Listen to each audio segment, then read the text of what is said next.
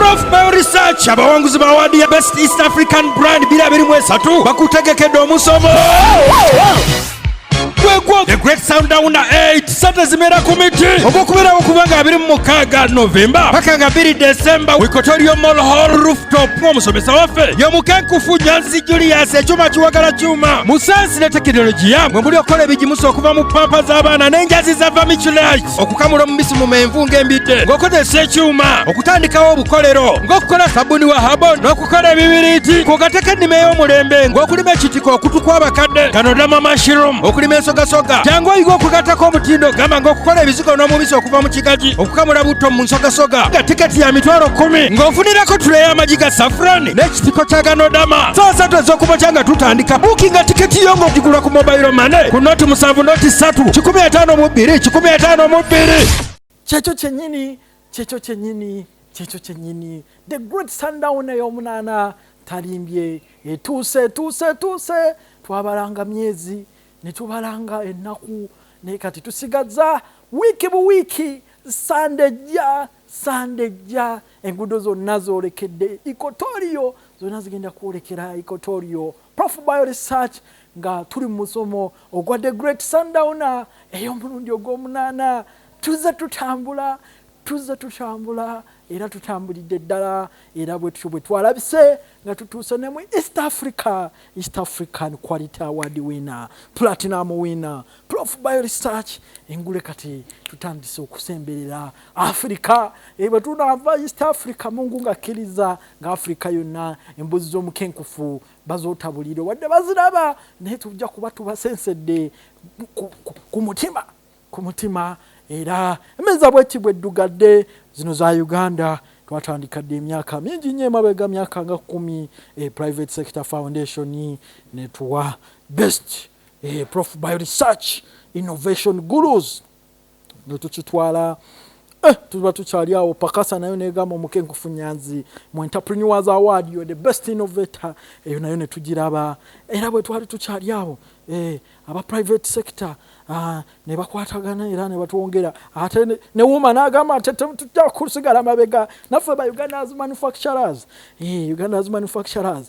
Profile Research muri basufu nnyo innovative manufacturer bwe tutyo emeza ne tubanga tujiddugaza bwe tutyo era tukugamba tutya gwe azenga atugoberera nti obadde musukkulumu nnyo obadde wankizo nnyo era tetusobola kwogera ku success ya Profile Research ne Sundowner nga toliimu kubanga sisomesangako mazike sisomesangako nkima nsomesa abantu n'olwekyo mwabajja mu musomo gwaffe the great Sundowner mwe musinga okuba abakulu kyemukola kyamaanyi nnyo era tubasaba n'omulundi guno mujje tujaguze mujje tukole pate ennaku z'omwezi nga 26 ye sande jja fenna nga Katonda akkiriza tugenda kubeera ku EQUATORIAL rooftop nga tusoma ate nga bwe tujaguza n'obuwanguzi buno bwe tutuuseeko tugenda kulyaku keke eya stevia buli anajja tumuweeku keke ya stevia alyeko anti stevia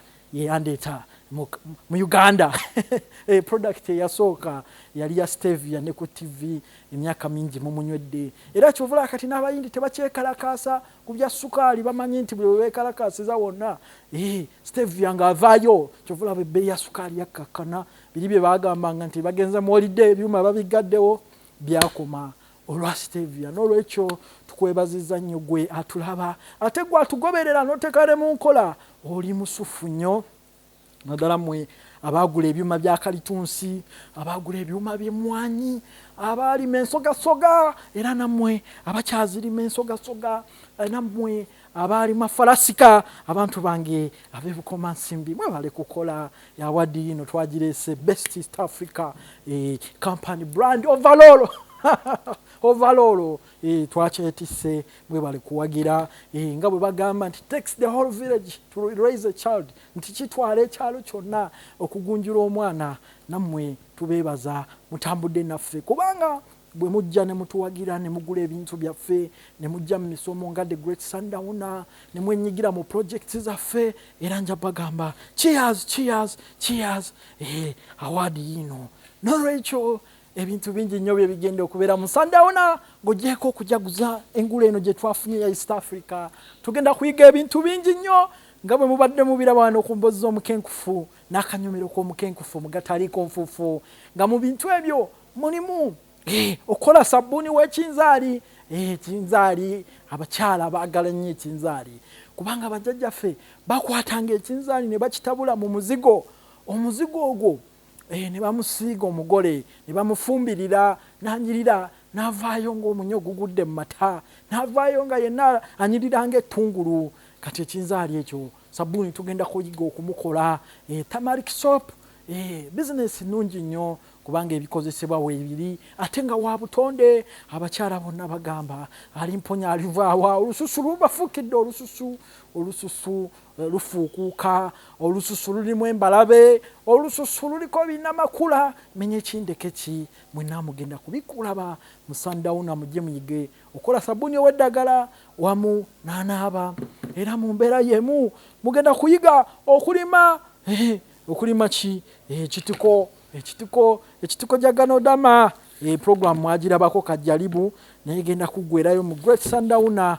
Ekitiko ekyo ekya GANODERMA lusidamu ate jjukira buli kiro tugigula $5, the first of its kind. N'omukyala asigala ewaka abeeko ka bizinesi katandika byonna mu Sundowner. Sande jja ffenna tugenda ku EQUATORIAL okuyingira $10,000 tubeereyo tubugulize Omukenkufu tumuwe kye bayita vibe kubanga kijja kuba kibi ng'ate musigadde emabega. Tutambule ffenna tusobole okulaba nga vibe yeeyo ekintu kyedomola nga mutwozaayoza nga mutuyozaayoza mujja kuba mutuyozaayoza. Aba prof bio research basengule kati twayita basengule baali banoonya bali sengule ya prof bio research. Engule ziri wano zonna zitevunya butevunya, ziri wano ziyagala bweyagazi. N'olwekyo mu mbeera yemu tugenda kuyiga okugatta omutindo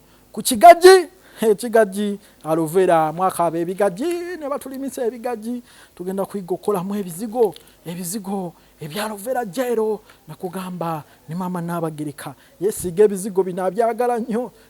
Bino tebisiiwuusa, ebizigo birungi nnyo ate nga tebirina butto kubanga sikini zaffe zirina butto mungi. Weegenda ne weesiga ebizigo ate ne bizibikira buzibikizi.